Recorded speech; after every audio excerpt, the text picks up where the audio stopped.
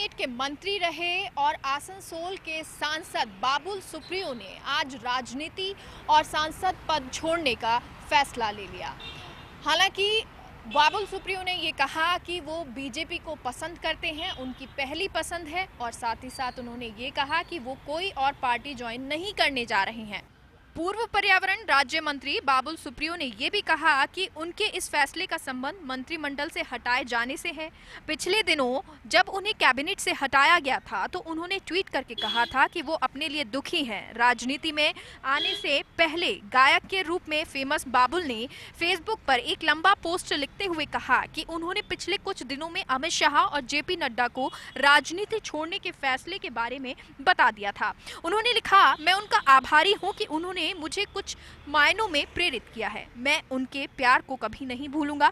2014 में बीजेपी में शामिल होने के बाद 2 बार आसनसोल से सांसद बने बाबुल ने आगे लिखा, सवाल उठेगा कि मैं राजनीति क्यों छोड़ रहा हूं। मंत्रालय के जाने से इनका कोई लेना देना है क्या? हाँ, वो है। कुछ लोगों के पास होना चाहिए। चिंता नहीं करना चाहते हैं तो अगर वो सवाल का जवाब देगी तो सही होगा, इससे मुझे भी शांति मिलेगी। बाबुल सुप्रियो ने कहा कि 2014 और 2019 में काफी अंतर है। तब वो बीजेपी के टिकट पर अकेले थे, लेकिन आज बंगाल में बीजेपी मुख्य विपक्षी दल है। बाबुल सुप्रियो ने यह भी कहा कि राज्य इकाई में कुछ मतभेद हैं, लेकिन आने वाले समय में बीजेपी लंबा सफर तय करने वाली है। जम्मू कश्मीर के पुलवामा में सुरक्षा बलों को बड़ी कामयाबी हाथ लगी है। यहां सुरक्षा बलों ने मुठभेड़ में 2 आतंकियों को मार गिराया है। ये कार्रवाई पुलवामा के नागबेरन तरसद वन इलाके में हुई है। आईजीपी कश्मीर के मुताबिक इस एनकाउंटर में पाकिस्तानी आतंकी और जैश-ए-मोहम्मद आतंकी संगठन से जुड़ा आतंकी लंबू को मार गिराया है। दूसरे आतंकी की पहचान की जा रही है। आईजीपी कश्मीर ने सेना और कश्मीर पुलिस को बधाई दी है। कश्मीर जोन पुलिस के मुताबिक आर्मी और पुलिस का ये जॉइंट ऑपरेशन अब भी जारी है। आपको बता दें कि आतंक पर सेना का प्रहार लगातार जारी है। बीते सोमवार को भी कुलगाम में सुरक्षा बलों ने लश्कर के एक टॉप कमांडर को मार गिराया था। इस टॉप कमांडर का नाम आमिद अहमद मीर बताया जा रहा है। कोई उसे मैडम मिंच के नाम से जानता है तो कोई उसे लेडी डॉन कहता है। राजस्थान की मोस्ट वांटेड डॉन अनुराधा को उसके लिव इन पार्टनर और 7 लाख के इनामी काला जठेड़ी के साथ अरेस्ट किया गया है। काला जठेड़ी अनुराधा के साथ उत्तराखंड में छिपा हुआ था। उत्तराखंड से जब वो सहारनपुर आया तो वहां से उसे दिल्ली पुलिस की क्राइम ब्रांच ने धर दबोचा। उसके पास से एक पिस्टल भी बरामद की गई है। गौरतलब है कि पहलवान सागर हत्याकांड में ओलंपिक पदक विजेता पहलवान सुशील कुमार की गिरफ्तारी के बाद काला जठेड़ी का नाम अचानक चर्चा में आ गया था।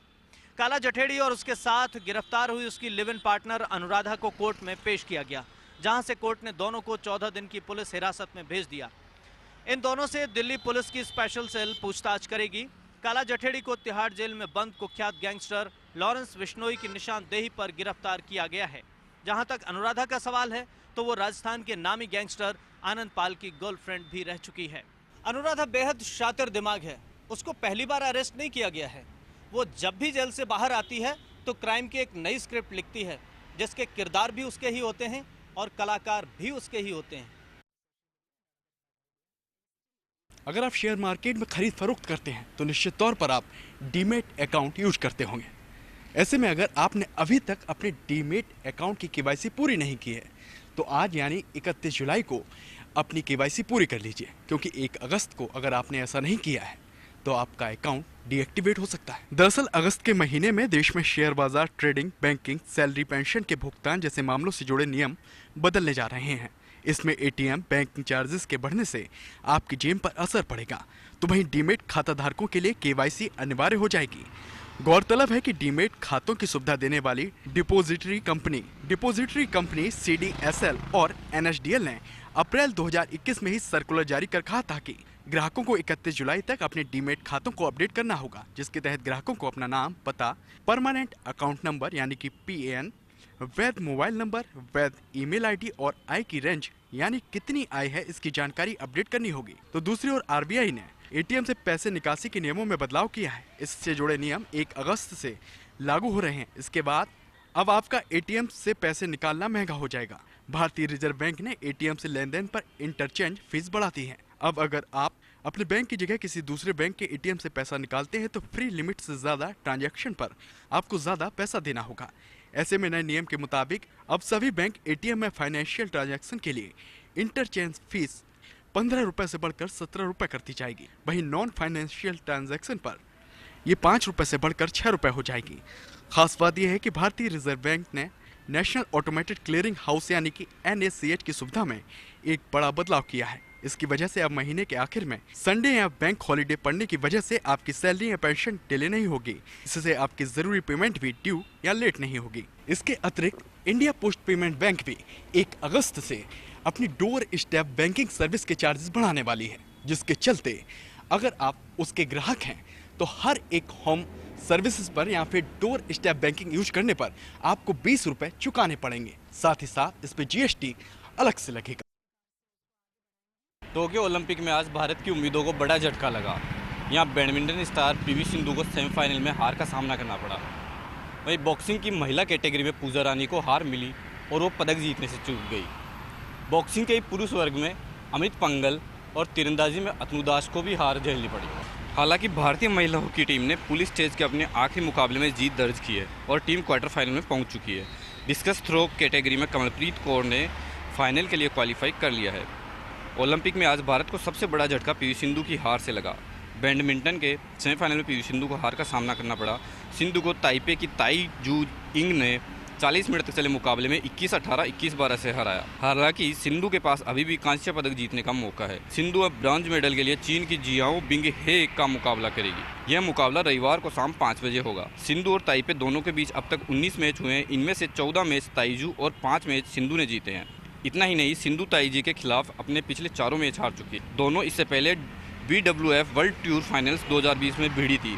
तब ताइजू ने सिंधु को 19-21, 21-12, 21-17 से हराया था। बॉक्सिंग में भी भारत आज पदक से चूक गया। बॉक्सिंग के क्वार्टर फाइनल मुकाबले में भारतीय मुक्केबाज पूजा रानी को चीन की ली क्वान ने हराकर ओलंपिक से बाहर कर दिया। तीनों राउंड में ली को सभी 5 जजों ने 10-10 पॉइंट दिए। पूजा को पहले राउंड में सभी जजों से 9-9 पॉइंट मिले। तीसरे राउंड में 4 जजों ने पूजा को 9-9 और 1 जज ने 8 अंक दिए। इस तरह नंबर 1 सीड ली ने यह बाउट 5-0 से अपने नाम कर ली। बॉक्सिंग के पुरुष कैटेगरी में world number 1 boxer Amit Panghal pre quarter final मुकाबला हार गए। उन्हें कोलंबिया के यू बेरजेन रिवास ने 4-1 से हराया। अमित ने पहला राउंड आसानी से जीता, लेकिन दूसरे और तीसरे राउंड में वे अपने लय को कायम नहीं रख सके। तीरंदाजी में भी अतनु दास को हार का सामना करना पड़ा। उन्हें जापान के ताकाहारू फुरुकावा ने 6-4 से हराया। इधर भारतीय महिला हॉकी टीम ने पुल स्टेज के अपने आखिरी मुकाबले में साउथ अफ्रीका को 4-3 से हरा दिया। भारतीय महिला हॉकी टीम टोक्यो ओलंपिक के क्वार्टर फाइनल में पहुंच गई है।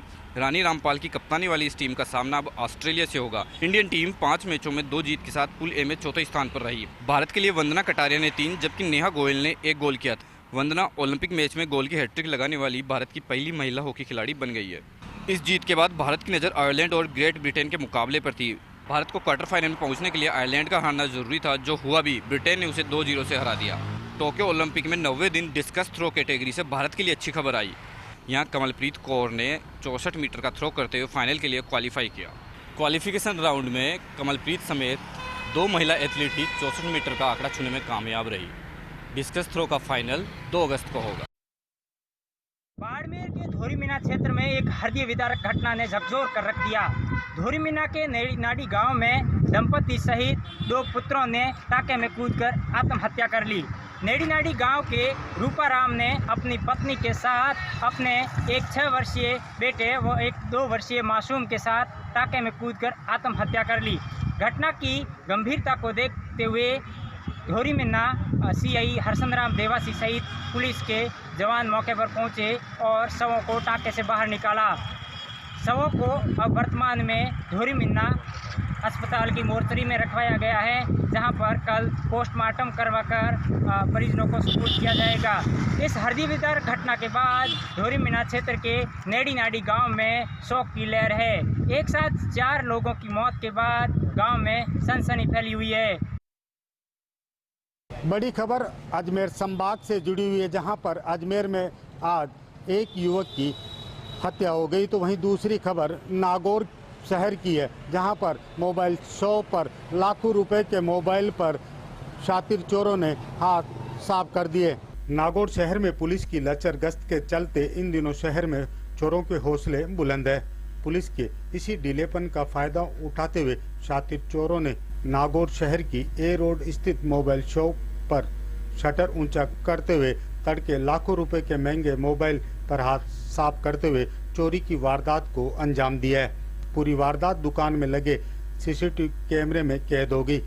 55 मिनट में करीब 16 लाख रुपए के 130 मोबाइल और नकदी लेकर अज्ञात चोर पैदल चलते हुए फरार हो गए। कोतवाली थाना पुलिस अब उन 5 युवकों का पता लगा रही है। साथ ही नागौर शहर के बल्लभ तेरह ए रोड स्थित आसपास दुकानों में लगे सीसीटीवी कैमरों के जरिए तफ्तीश की जा रही है। वहीं स्थानीय व्यापारी में पुलिस गश्त नियमित नहीं होने को लेकर नाराजगी भी देखी जा रही है।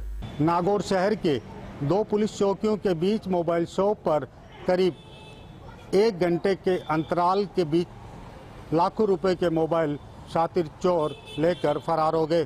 पुलिस पूरे मामले की तफ्तीश कर रही है, लेकिन अब तक कौन युवक थे इनका अब तक सुराग नहीं लग पाया।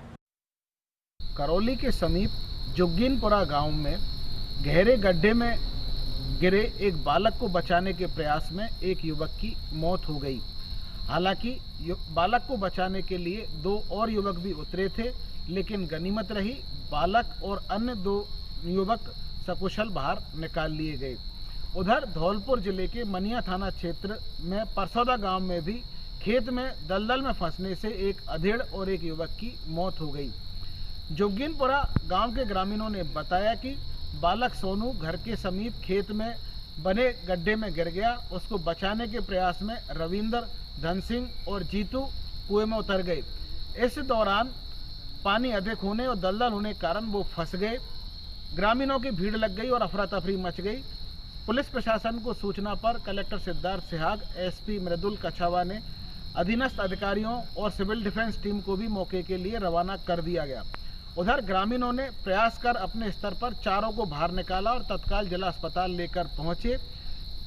एसडीएम देवेंद्र परमार, डीएसपी मनराज भी मौके पर पहुंच गए। चिकित्सकों की टीम तत्काल उपचार में जुट गई, लेकिन इस दौरान रविंद्र नाम के युवक को नहीं बचाया जा सका, जिसने अस्पताल में दम तोड़ दिया। उधर पोस्टमार्टम के बाद पुलिस ने शव परिजनों को सौंप दिया। कलेक्टर सिद्धार्थ सिहाग, एसपी मृदुल कछावा ने घटना पर संवेदना व्यक्त करते हुए जिले वासियों से भारी जल भराव क्षेत्रों और उन स्थानों पर नहीं जाने की अपील की है जहां पानी जमा हो रहा है। घर घर औषधि योजना के तहत बांसवाड़ा में 3,66,681 कुल पौधे लगाए जाने हैं। इस योजना को 5 सालों में डिवाइड किया गया है, जिसमें पहला वर्ष जो यानी कल से शुरू होगा उसमें 1,83,401 पौधे लगाए जाएंगे। विभिन्न प्रकार के पौधे लगाए जाएंगे जो कि औषधीय पौधे हैं। जिस समय कोरोना पीक पर था तो लोगों की रोग प्रतिरोधक क्षमता को लेकर सवाल उठने लगे थे। ऐसे में अब राजस्थान सरकार की ओर से रोग प्रतिरोधक क्षमता बढ़ाने के लिए घर घर पौधे उपलब्ध कराए जाएंगे। इसमें अश्वगंधा, नीम गिलोय, कालमेघ और तुलसी यानी 4 प्रकार के पौधे हैं, जिनकी संख्या 2-2 यानी हर परिवार को 8 पौधे दिए जाएंगे। इस योजना का नाम घर घर औषधि योजना दिया गया है। इसी के तहत बांसवाड़ा जिले में आज रैली का भी आयोजन किया गया। कल से यह योजना मूल रूप ले लेगी, यानी कि सभी घरों में कल से पौधे पहुंचने शुरू हो जाएंगे। अलग अलग वर्ष के लिए अलग अलग टारगेट सेट किया गया है। ऐसे में निश्चित मान के चलिए कि कोरोना रहे या न रहे, पर इन पौधों के जरिए लोगों की रोग प्रतिरोधक क्षमता जरूर बढ़ेगी, क्योंकि सरकार भी यही चाहती है। बांसवाड़ा शहर में वन विभाग की ओर से एक जन जागरूकता रैली निकाली गई। इस रैली का उद्देश्य घर घर औषधि योजना का प्रचार प्रसार था। यह योजना कल मुख्यमंत्री के द्वारा वर्चुअल कार्यक्रम में बांसवाड़ा में शुरू की जाएगी। निश्चित मान के चलिए आयुर्वेद के जरिए ही लोगों के स्वास्थ्य पर इस योजना का बहुत ही बेहतर असर पड़ेगा।